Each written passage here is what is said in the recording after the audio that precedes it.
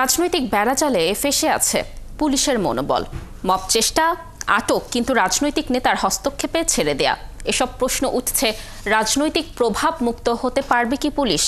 বিশেষজ্ঞদের মতে রাজনৈতিক হস্তক্ষেপ উপেক্ষা করে আইনি ব্যবস্থা গ্রহণে মনোবল দৃঢ় হবে সদস্যদের। অন্যদিকে নেতাদের হস্তক্ষেপের মনোভাব বাদ না দিলে ভয়াবহ পরিণতি ভোগ করতে হবে নেতাদের। নিবিড় সাহার প্রতিবেদন।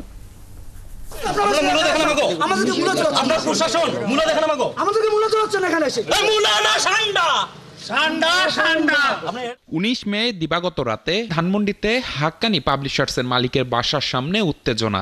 তাকে আওয়ামী লীগের দোসর দাবি করে কোনো মামলা ছাড়াই গ্রেপ্তার করতে পুলিশের ওপর চাপ দিতে থাকেন কয়েকজন যুবক। এক পর্যায়ে তারা পুলিশের সাথে বাগবিতণ্ডায় জড়ান। পরে তাদের আটক করে পুলিশ। ঘটনার পর জাতীয় নাগরিক পার্টির শীর্ষ নেতা হান্নান মাসুদের মধ্যস্থতায় আটক 3 জনকে মুচলেকা দিয়ে ছেড়ে দেয় পুলিশ। প্রশ্ন উঠেছে, পুলিশ কি তাহলে চাপের মুখে তাদের ছেড়ে দিতে বাধ্য হলো? যদিও পুলিশের দাবি, ওই রাতের ঘটনায় কোনো অপরাধ সংগঠিত হওয়ার আগেই তাদের আটক করা হয়, সে কারণেই তাদের ছেড়ে দেওয়া হয়েছে। হয়তো ওই ঘটনায় আমরা হয়তো মামলাও নিতে পারতেছিলাম না, যে কোন মামলা বা কী ধরনের কি বিষয় নিব। ওই জন্য কিন্তু তাদেরকে এই বিষয়গুলো বলা হয়েছে এবং লেখার সময়ও দেওয়া হয়েছে যে এটা লাস্ট টাইম। শারীরিক বা মানসিকভাবে আক্রমণ করার অধিকার তো আইন তাকে দেয় নাই বা কাউকে দেয় নাই। তাহলে এই চেষ্টা যে করবে তারা এই আইনের ব্যত্যয় ঘটালো, সেটি স্পষ্ট আইনের লঙ্ঘন এবং সেটি অপরাধ হিসাবে গণ্য হবে। বিশেষজ্ঞরা বলছেন, নানা ঘটনায় এটি স্পষ্ট যে পুলিশ এখনো রাজনৈতিক প্রভাব থেকে মুক্ত হতে পারেনি। পুলিশের কাজে হস্তক্ষেপের এমন ঘটনা চলতে থাকলে এই বাহিনীর মনোবল কখনোই ফেরানো সম্ভব নয়।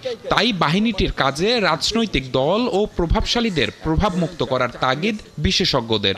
কোনো পক্ষ, সেটা কোনো রাজনৈতিক দল, গণঅভ্যুত্থানে যারা নেতৃত্বের জায়গাতে ছিলেন তাদের পক্ষ থেকে, কিংবা এই সময় যারা নিজেদেরকে ক্ষমতাবান মনে করছেন তাদের পক্ষ থেকে পুলিশের আইন প্রয়োগের প্রশ্নে যদি বাধা বিপত্তি সৃষ্টি করে কিংবা আইনগত ব্যবস্থা নেওয়ার ক্ষেত্রে যদি নানা ধরনের প্রতিবন্ধকতা কেউ সৃষ্টি করে বা জোর খাটাতে চায় পুলিশের উপরে, তখন কিন্তু পুলিশের ঘুরে দাঁড়াতেও যেরকম সময় লাগবে।